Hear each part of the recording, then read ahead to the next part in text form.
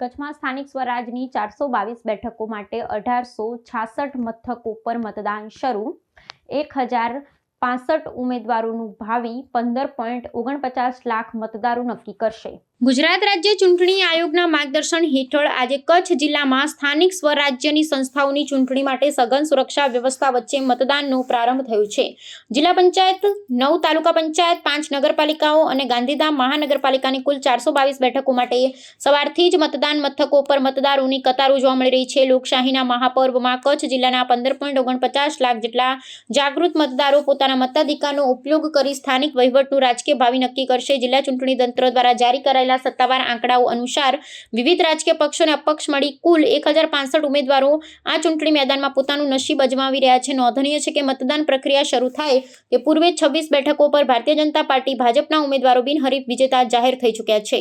સમગ્ર જિલ્લામાં મતદાન પ્રક્રિયાને પારદર્શક, ઝડપી અને નિર્વિઘ્ન બનાવવા માટે 1866 મતદાન મથકો ઊભા કરવામાં આવ્યા છે, જ્યાં 14,549 જેટલા તાલીમબંધ ચૂંટણી કર્મચારી અને અધિકારીઓ ફરજ બજાવી રહ્યા છે। મુક્ત અને ન્યાયી મતદાન સુનિશ્ચિત કરવા માટે જિલ્લા વહીવટી અને પોલીસ તંત્ર દ્વારા સમગ્ર વિસ્તારમાં કડક સુરક્ષા બંદોબસ્ત ગોઠવવામાં આવ્યો છે।